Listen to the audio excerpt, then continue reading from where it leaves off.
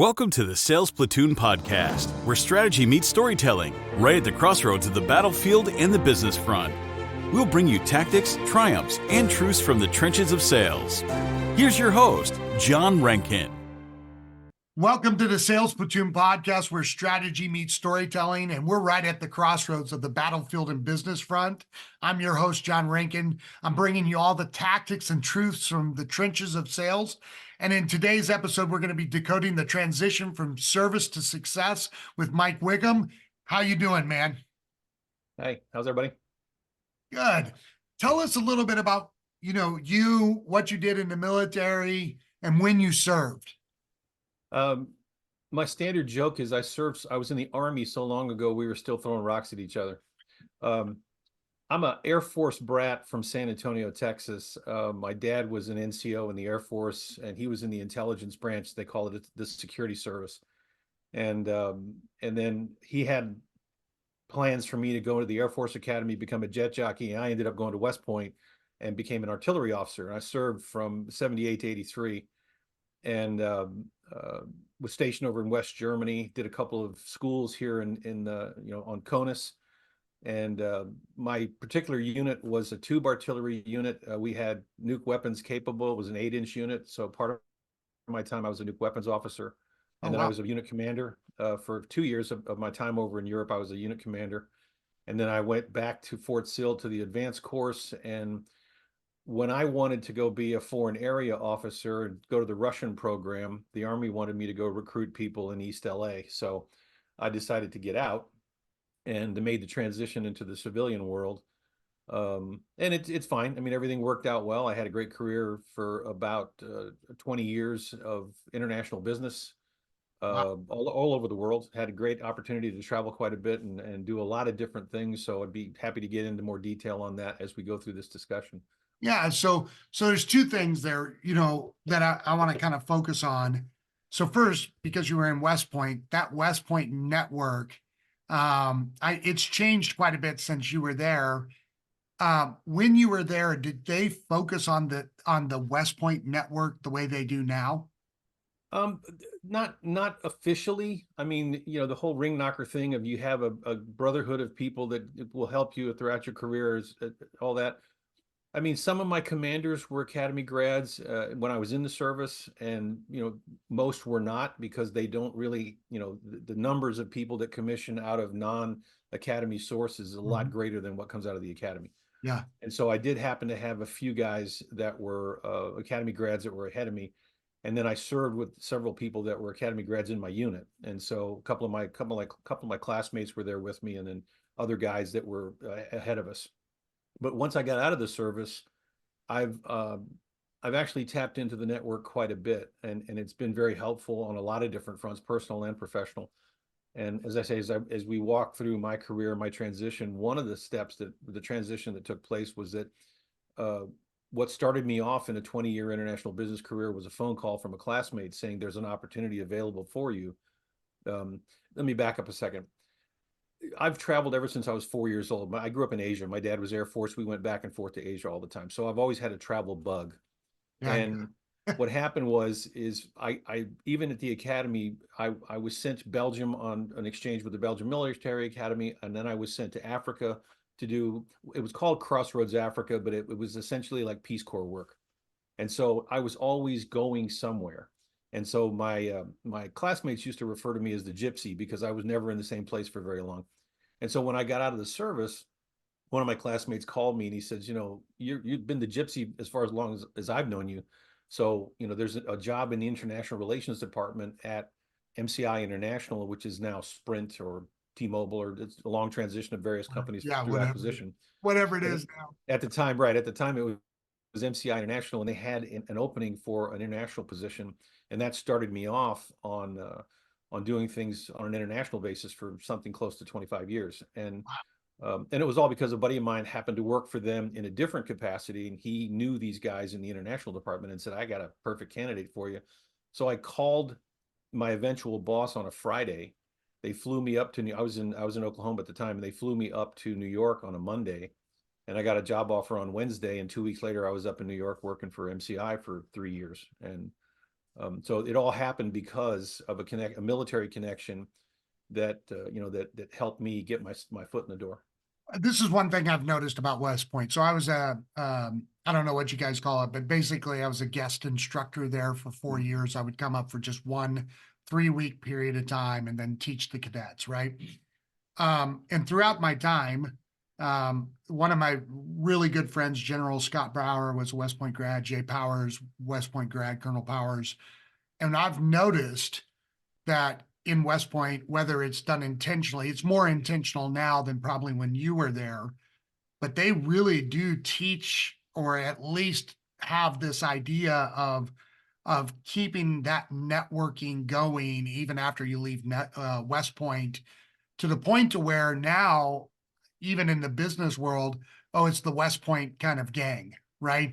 Like there's this idea, and I don't know if the Naval Academy and the Air Force Academy do it or the Citadel doesn't, but West Point is actually known in the civilian world for you guys' ability to network with each other and get stuff done. And it is such an important lesson, not just for you guys, but everybody in the military, to start developing that network of people that you served with or served around in order to get stuff done when you become a civilian. So when you were there, did you ever think that that's kind of how it would play out, or is that just all accidental? I mean, I knew that there was a quote unquote fraternity. I mean, we belong to the largest fraternity in college because it's 4,000 people at a time. Yeah. And so I knew that there was going to be this heritage from the academy grads, and I saw that because you cycle through the same sorts of assignments. You come back to the academy to teach if that's your path, and then when you get out into the business world, you keep in touch with these guys formally and informally through reunions, through networking groups, and just through personal contact. And like most recently, I've lived in Houston and now in San Antonio, and there's two things. There's the West Point Association in each of the cities, and then there's a Service Academy Association in each of the cities. So even though we tease one another all the time about the different service academies, we all get together as academy graduates and trade stories, help one another, give advice, do whatever. And so it's not just the West Point guys, it's all academies. And then in addition to that, we're very happy to have other people that are just business associates to come in and join in the festivities, because we have a lot of stuff going on, and it's in each of the cities, each of the major cities will have organizations similar to that. And it's not just the academies. I mean, like in Houston is probably the most networked city in the country that I've ever been to. They have a networking group for every slice of life. And so you can go there with a personal or a professional interest, find a group of like-minded people, and really get involved with the community there in Houston. And so you leverage that in addition to the academy associations. And you're right, people that are academy graduates do get looked at differently because it carries that reputation. And so in some sense, it lets you maybe take a step ahead of the next guy, but it doesn't necessarily prove that you're going to be successful simply because it's what you bring to the table in the end. Yeah. But that pedigree, it's the same with Ivy League schools. It's the same with each major university within the state. In Texas, it's University of Texas and then A&M. In Michigan, it's U of M and it's Michigan State, that type of thing. Right. So there's always some kind of a deference made to certain institutions that maybe are in your educational pedigree. And then but the bottom line is, what do you bring to the party? Do you have the enthusiasm, the drive, the great ideas, the discipline to do the things necessary to be successful in business or in a nonprofit or whatever it is you're getting involved in? Sure. Now, it's pretty interesting. So you go from being a field artillery guy to an international business. How does that transition in your mind? How did that work? Well, actually, let me back up 1 second, because you served in a period of time where there were no resources for anybody. Yeah. Right? So maybe West Point did something for guys getting out of the military, but because I served in the 90s, there was nothing for us. Talk about your transition and what you went through getting out. Well, first of all, it was a difficult decision because my whole family, top to bottom, were military people, all branches of service. And so, like I say, my dad was Air Force. His brothers were Air Force. One of my mom's brothers were Marine Corps, Navy, and Air Force. And so it was ingrained in me that when I got out of high school, yeah, I wanted to go to college, and I didn't want my parents paying for college. So I ended up going to West Point. And upon graduation, I just, in my mind, I had, a 20-year career laid out in front of me. Mm-hmm. And at the end of my command, and when I went back to the advanced course, what ended up happening, what I found out is I wanted to be a Russian defense analyst. I wanted to go to Russian school, language school at Monterey, and then go to get a master's degree, and then go on assignment someplace doing that function. And the reason I did that as a secondary is because that's what I really wanted to do in the Army. But I figured if I went into the intelligence branch, everybody's going to be a foreign area officer, so there's going to be a lot more competition. And so as an artillery officer with a secondary, that might give me a better chance to get that path. And I thought I'd qualified. I speak a couple of foreign languages. I did a lot of liaison work when I was in Europe. I mean, my battalion commander thought I was on loan to him because I was getting sent out so much to do French translation for various people. And so, I mean, right during one AGI, I was the battalion adjutant, and I get a phone call at 9 o'clock that morning, and some guy says, "Where the hell are you?" And I said, "Well, who the hell is this?" And I was a second lieutenant or first lieutenant at the time. And the guy goes, "This is Colonel so-and-so from Fifth Corps headquarters. You were supposed to be up here for the briefing." I said, "What briefing? I don't know what you're talking about."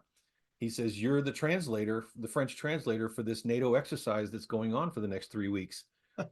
I said, "Sir, we're right in the middle of an AGI." And I said, "I'm the S1. And so you got to talk to my boss." And so I transferred him over to my battalion commander. 5 minutes later, my battalion commander comes down and says, "Pack a bag, Mike, you're out." And I took off and left. And so that went on constantly for like 6 or 8 months. And he said, "You're on loan to me rather than me being on loan to someplace else."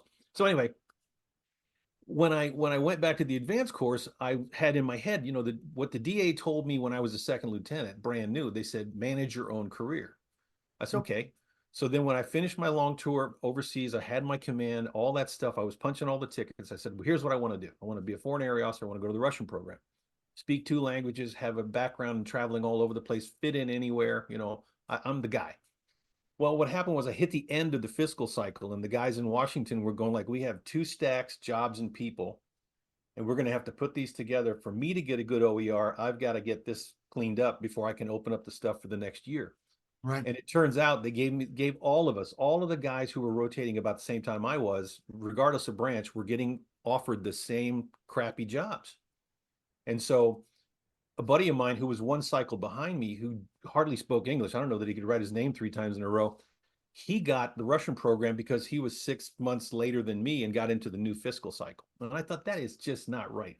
So I got annoyed, and I said, they said, "We can't send you to the Russian thing because you're a West Point guy. That's a 7-year program. It'll take you out of consideration for 05 command." I said, "Let me worry about that." And they said, "Well, you speak French. We'll send you to Delta. We'll send you to Sub-Saharan Africa." I said, "I've been to Africa. Don't want to go back." Then they said, "You speak French. We'll send you to Arabic. You can go to the Middle East, be an advisor." Well, had I known what today looks like, probably been a good thing for me to be an Arabic speaker. Yeah. But I said, "No, I have a young family. I don't want to go to the Middle East on an isolated tour." And then they said, "Well, last offer.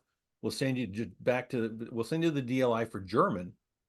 Send you back to Germany. You'll be a G5." And I said, "G5, that's a liaison officer. In my mind, that's a glorified travel agent and escort service." I said, "I don't want to do that either."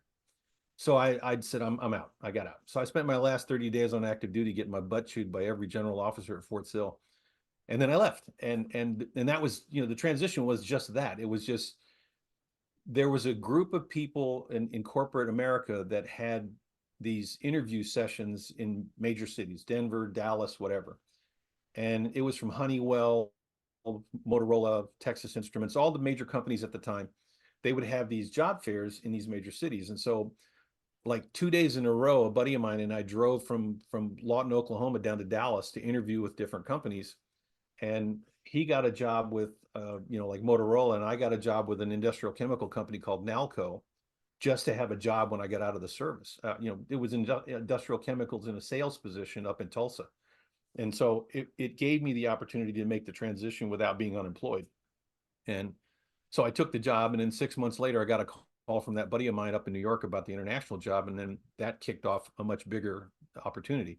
But it was just, forcing the issue. I mean, to go from field artillery, and obviously you're super intelligent, multiple languages, to go from all of that to sales, and even though it was a short stint, I mean, had you ever done sales before or? Sales. What is sales? Every transaction, every interaction is a sale. Yeah. And I've always had an outgoing personality. It's always been easy for me to talk to people. And so in my mind, it was nothing more than tell me what it is you want me to sell, product or service. And then as long as I understand it enough to be able to then talk to somebody about it, I never had really an issue with it. Okay. It was never something I was intimidated by because I like talking to people. Yeah. Yeah. So you get this call, you go to MCI, that's 3 years. Where do you go after that? I mean, you have 25 years and international Yeah, business. I got into that, and what it is MCI was trying to break into the international telephone market. And so my job was to go to all, and my territory started off in the Caribbean and ended up in Latin America. And while I was managing the Caribbean, I was the most hated man in the office because all the other guys were going to Bangladesh and sub-Saharan Africa, and I was going to the Bahamas. So, it was Right. great. And my answer to them was somebody has to do it better me than you. But Right. so, so so and so we were taking their services and trying to sell it to government entities because it was all they did was international telephone stuff. So there was no like product on a consumer level. It was all government to government. So I was involved in negotiating with governments to what they call proportionate return. So we send you X amount of traffic, you send us a similar percentage back the other way. And that went on for 3 years in different countries. I was wandering all of these different countries, meeting all the different government agencies. And then after I left MCI, I went to work for a telephone manufacturer that made, if you saw the movie Wall Street with Charlie Sheen and Michael Oh, yeah, Douglas, yeah. on the trading floor, those big phones that they had, well, the company I worked for made those phones. We actually provided them to the set. And I had the international responsibility outside of London. We had an office in London, and I had everything else, taking these phone systems and selling them to the financial community. So we were selling them to Bear Stearns, American Express, Chase Manhattan, all the big brokerage houses around the world. And I managed major customers, major multinationals, as well as people in country that would be our representatives. So I was the New York suit that would come and make sure that Mitsubishi Electric was doing everything right for us in Japan. And so, and then from there, I ended up working for AT&T. And in about 10 years, I was working for AT&T it was a small division of AT&T at the time. Is $300 million. And so, they're what they call their long lines division, which was their long distance telephone division here in the domestic US, was tens of billions of dollars. And we had a $300 million division in New Jersey. And it was basically an experimental division. Everything we do today, cell phones, voice over the internet, e-commerce, we test drove all that. And what they asked me to do was to say, take this product or service, identify a market internationally where we could test drive it, identify a company that can sell service and support that product, and then in 18 months, bring us back some positive revenue. And so I did that over and over again in Asia and Latin America and Europe. And that for 10 years, I did that type of a thing for this division. Okay. And then when I left AT&T, I went to work for a couple of entrepreneurial firms in the New York City area. One, and it's always technology or telecommunications is that whole period of time. And I worked for a couple of different companies. I got hired by the next company because of all my AT&T contacts and my international contacts. It was a company called Net2Phone, which was a voice over the internet, and parent company was IDT, and I think they're still around. But what they wanted to do was take their new product and take it to 25 countries abroad and do an IPO. And so because of all my AT&T contacts, they hired me to go in 6 months' time, get it into place in a dozen countries in Asia, Latin America, and Europe. So I was bouncing around doing that, trying to negotiate deals to where we could install this product in these various countries. And so, and then the IPO hit, and I was a paper millionaire for about 5 minutes. And then when the bill came due for all the stuff that I'd put in place, they didn't want to pay the bill. Oh, no.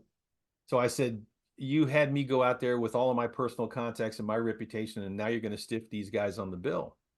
And the answer was, well, have them sue us. And I was like, I'm out. I got to get out of here. There's no way I can work like that. Yeah. And so I left there and I worked for a couple of other entrepreneurial firms.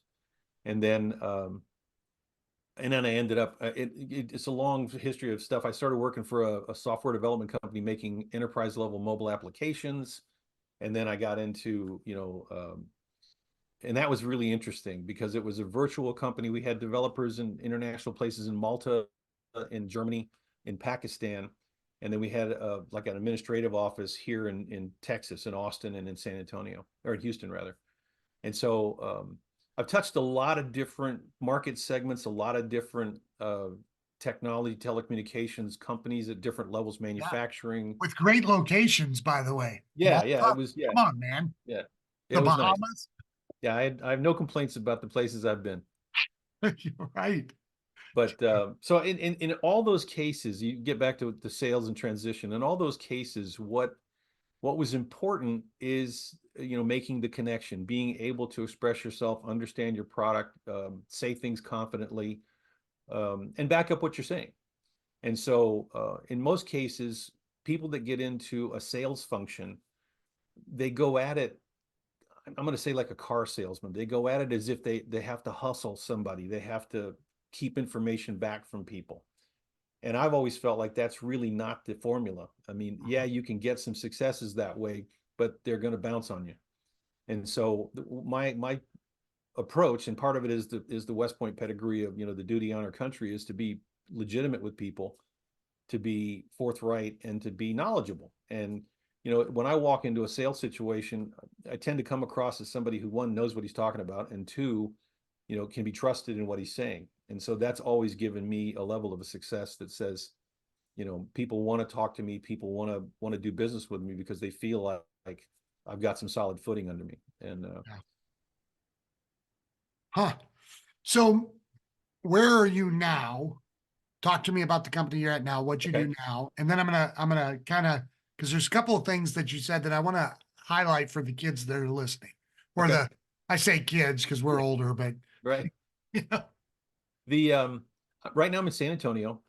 I for a period of time I was doing some just business consulting on my own. I figured I'd built enough businesses for other companies. Why don't I help, small business? And I used to tease people and say, I'm the guy you bring in when I'm the guy you bring in to fire your brother-in-law because he's the wrong accountant for the company. and so yeah, what I always tell people is, ideas and enthusiasm will get you to $2 million in revenue, but to go to 5 or 10 takes a different set of talent. And I'm the guy that would come in and tell you, okay, what do you need to get from 2 to 5 to 10, and help companies do that. And then I was toying with the idea of retiring because I'm 67 now. And I was toying with the idea of retiring, and I thought, I just have too much energy, and I just like getting out there. So what's the point? Keep doing it until it's no fun anymore. And I knew this guy in town here who runs he's had this managed services company, this IT services company, since he was in high school. So 25 years now. He's in his late 40s, and he's known each other for about 5 years. And he's been bugging me for like 3 years. He says, "Come join me, gotta help me." And so back in November, I decided, let's just give it a ride, because I didn't really want something that had a big title and big responsibility at this point in my life. I want to just relax and enjoy myself. So I've joined this company called SD Tech, and it's here in San Antonio. We serve primarily the greater San Antonio metro area, which kind of big circle around Austin and San Antonio, but Right. They have customers scattered around the country. So when there's an account here that might have satellite offices in Denver and Los Angeles and New York, then we'll support that as well. But generally speaking, the business is in and around the greater San Antonio area, and then by extension, Dallas and Houston and other places in Texas. What we do is everything related to technology for small business. The focus is going to be on companies that are 5 to, let's say, 100 employees that probably don't have someone who can support their IT network, or they just have somebody who makes sure the printers are working, and that's about the extent of their expertise. So we'll step in and help those people. We don't want to be working for Lockheed Martin or Valero, because Right. that's just too big of an account. Yep. And San Antonio is a small to medium sized business city. It's changing, but right now it's a small to medium sized business city. So it's a real nice sweet spot for what we do. And we do everything from card access doors, those electric doors, and that could be an external door or even an internal door to a laboratory or to a secure area. And then we do surveillance cameras and then everything related to the computers. So from the hardware to the networking to the software and the cloud services and cybersecurity and all that stuff. Wow, dude. Dang. Okay. It's a, So it's a lot. yeah, that's a lot. So this is a great conversation because it's not just our students that are listening, but there's going to be other people. This podcast goes out to a ton of people. Talk to me about that scaling. I'm a business. I've hit 7 figures. And you said it's their enthusiasm, their energy, kind of their vision that gets them to 1 or 2 million. But it takes something completely different to hit 5 or 10. What is that? Well, it's a number of things. Let's assume you're building a product, something you can touch. Well, then it becomes an issue of when you have to scale, one, you have to get the money to scale. So you've got to have some sort of a banking relationship or venture capital or whatever, some sort of a funding source. And then you have to find a source that's going to make the product for you. And the biggest problem with that is quality control. Because once you start making things at scale, you probably can't do it locally. You'll have to go find some manufacturing facility somewhere, whether that's stateside or whether that's overseas. And one of the things we learned in the software development piece is that even though Pakistan or Malta, the guys spoke English, but the problem is when we send specs to them, their interpretation of the spec is a lot different than what we thought.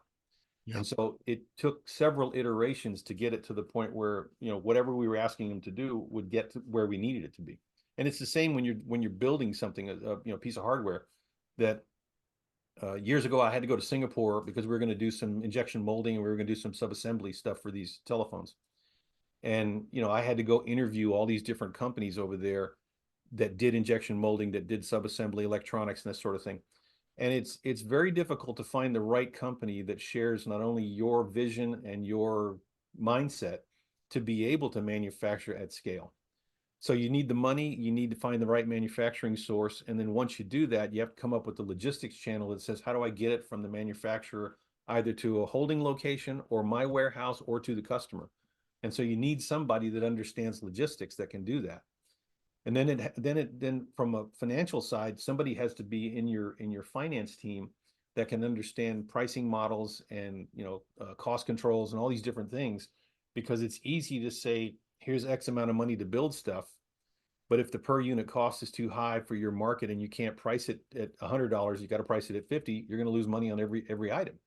And so that's why I say people that start with an idea, they can do stuff on a small scale. They need 100 units of this or 500 units of that. But once it gets to the point where you need 100,000 units of something, all these other factors come into play. And if you don't have the expertise to do that, and you don't have people around you that know how to do that, then basically you're going to spend the money and you'll be broke in 6 months. And that's what happens to a lot of companies that reach that 2 million pinnacle, and then they want to go higher, and things don't work out because they don't surround themselves with people that understand finance and logistics, and they don't have a banking relationship, and they don't have somebody who's an operations guy that can really keep track of the manufacturing side of things. And so it's hard to tell an entrepreneur that I know it's his baby, but you got to let the babysitter take it every now and then because you can't do it all yourself. Yeah. And that's the hardest thing. You can explain all this to them. And right now in my job as an internet services guy, the big thing right now is cybersecurity. And, you go into a company or a law firm or a doctor's office and you say, what would it cost you if your business shut down for a day, for a week, for a month? And then you tell them, here's how you can avoid that. And then they just don't take the step. And it's like, well, when it breaks, it's not going to be as easy to fix. If I can get ahead of this, I can protect you.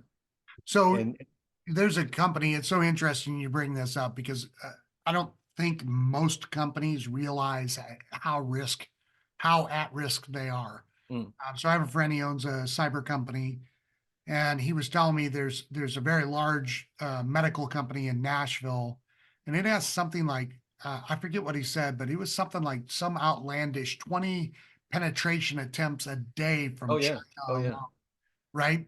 And so I think when we think of cyber, we think of like just some teenage kid that's learned how to hack and he's Oh, going no, to not steal anymore. your emails.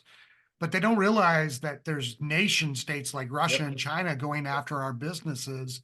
And this is such an important thing. And how much would it cost you if China beat down your door, your cyber door, and like Well, the oil pipelines? the industry stats are 60% of the hacks are hitting businesses that are under 20 million in revenue. And the reason is because they're the companies that have 5 to 50 people. So therefore nobody on staff that watches the gate, watches the network. And so they're low-hanging fruit. They're easy pickings. But Right. when you try to hit Lockheed or when you try to hit Exxon, they have thousands of people on staff that their job is protecting the network. So it's much harder to get into those places, even though the payoff at Sony is much better. Right. It's But the hard. problem is the easy one is to go after the doctor's office, go after the small manufacturer, go after the regional hospital and hit them.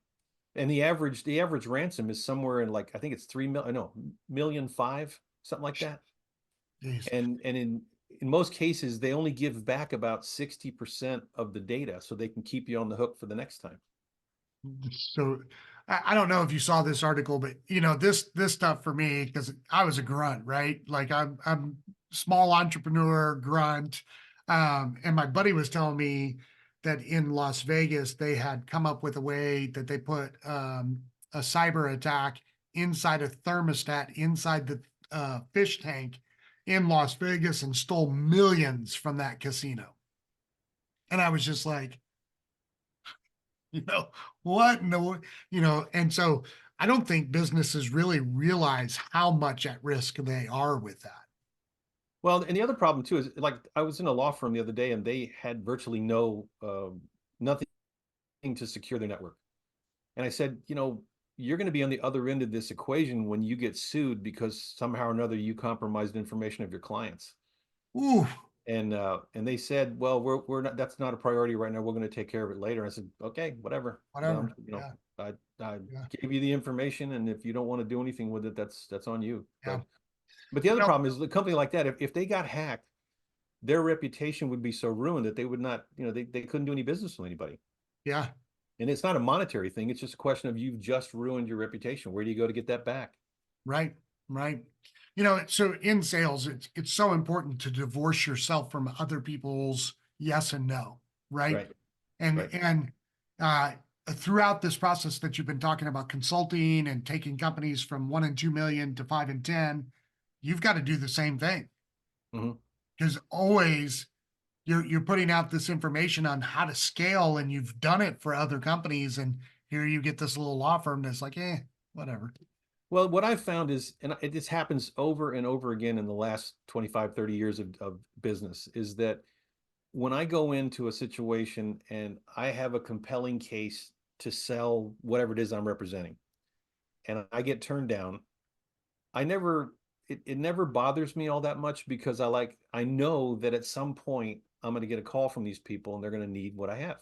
And it's Yeah, happened over and over and over again.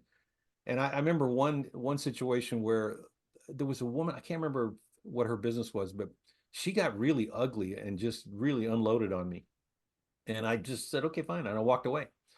And about 6 months later, she called me back and she says, Mike, this is Mrs. So-and-so. You probably don't remember me. And I said, oh, I remember you. and, and I just, I didn't bring it up and she didn't bring it up, but she knew that I knew the last time we met was a bad day. And yeah, I just let it go. I said, how can I help you? What can I do for you yeah, now? You had a bad day then. Okay, that's fine. Let's start fresh right now. yeah. And it always happens that way. Man, it really does. That's such a good point. I had a mentor of mine tell me years ago, and the same as what you're sharing now. You can have your right to have your opinions and your Mm-hmm. feelings, or you can decide to do business and make a lot of money. Mm-hmm. Which one do you want? Right. Right. So, and it was that. And so now I no longer post any of my opinions on social media about anything controversial. I was like, man, that's a really good point. I took all that stuff down. So, as we get ready to kind of wrap up here, we have 30, 40 kids in class right now that are learning how to do sales, learning how to do B2B, professional business relationships. Mhm. What are some tips and some things that you, as somebody that's just really performed at such a high level, as they're in their last 3 to 6 months of service now, what are some tips or some things that you would tell them to focus on for the next 3 months, next 6 months? And then what would they do when they first get out? What do you think from your vantage point? Yeah, I think in sales, the most important thing is being genuine. People can sense if you're genuine or if you're scripted or if you're trying to con them. So you have to be genuine, and you have to take a hard look in the mirror and say, what is my personality? And then have a critique of what's good about it and what's not good about it. Do you make eye contact? Do you smile? Do you sit up? Do you dress properly? All these superficial things. That's the first thing. Be genuine. Second thing is, especially if you're talking about guys that are transitioning out of the service and they're young, they're under 25, under 30, whatever they are. And the issue there is you have to one, be genuine, but secondly, you have to be curious. You don't pitch people anymore. It's not, in my day when I first got into sales, it was all feature functionality. You did your PowerPoint and it was all, here's what it is and here's what it does for you. Well, now the sales mentality is are you a problem solver? Because your customer is going to have a problem. And the only reason you're sitting in front of them is because you potentially can solve the problem. And so if you go in with a curiosity and you ask the right questions and let them talk, I mean, it's the old adage, the one who talks the most loses. And so if you go into a situation, you ask open-ended questions and get them to talk, they'll reveal so much stuff to you. And consequently, you have to listen to what the answer is so that then you can pivot and bring your expertise into play based on what they just told you. And the last thing is you have to follow up. You have to be, honor the word that you have. If you say you're going to do something on Tuesday, if you say you're going to get them a quote, if you say that it's going to be delivered in 3 weeks, that stuff's got to happen. And over time, you'll develop a reputation as being a reliable person. And that's the most important thing you can be in a sales environment, is a reliable person. People will come back to you. They will refer you to other people. But the biggest thing is the genuineness and your curiosity. You can't come in there and browbeat people with information. They don't want to do that. You got to read people. There's these whole series of matrices that say, okay, if a person is an A personality, a B personality, if someone's a scientist, a hugger or whatever, there's all these different analyses. But what it is you have to read your audience and you have to understand and it's the whole thing of mirroring. If someone sits up in their chair, sit up in your chair. If someone leans forward, lean forward. Just mirror their behavior, and that's subconsciously it makes them comfortable with you. Yeah. And so if you can teach these guys as they're transitioning from being in the military and having that mentality and having that, officer, NCO or superior subordinate type of thing, it's very stilted. It's not the way it is in business. Business, you have to go into a situation as an equal. If you walk into a CEO's office, you got to act like a CEO. He doesn't want to deal with underlings. If you walk into a business owner's, you talk to him like a business owner. You got to mirror the situation that you're in. And it takes a little time and it takes a little confidence. And sometimes you got to fake it. But I mean, the thing is, the first part of it is, like I said, being genuine. Understand your personality. Understand how you come across. Understand not only the way you speak, but the way you look and how you come across. And that's, if you can be critical about that and then fix the things that may, some people, ask other people. And if they tell you, you come across kind of brassy or you come across kind of lazy, then you got to fix that. And once you do that, then you're on the path to being able to do these other things that are going to help you be successful in sales. Awesome. So there's quite a few people that I'm connected with that are transitioning out. They're IT, cyber, being as that's your world. Mhm. What's the best way for them to reach out and contact you? I'm on LinkedIn. They can look me up on LinkedIn. And I mean, you have my contact information. I'm be happy to share it any way you want to do it. I'll be happy to help anybody. Great. Man, Mike, thank you so much. That was, I think I'll circle back with you because the scaling conversation is so intriguing to me because we're right now scaling our company. And so there's a lot of wisdom that I think that you could really lend to us in that process. And so super valuable today. Appreciate you spending your time with us. And if you need anything, don't hesitate to reach out to me. Well, my other byline, my other phrase is "Don't invite me because I show up." So, I don't John, thanks mind. a lot. Thanks a lot, John. Thanks. Follow us on Instagram, LinkedIn, and YouTube at Sales Platoon for more updates and veteran success stories. Join us next time as we continue to decode the art of selling through the unique perspectives of those who served.